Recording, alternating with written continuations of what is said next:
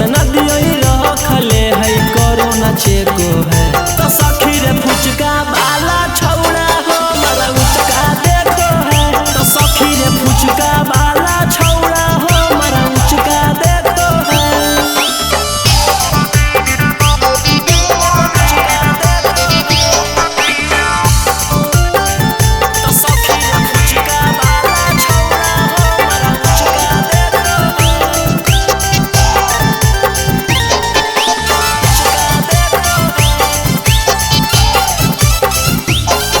रोही के पास कर करवई हम शिकायत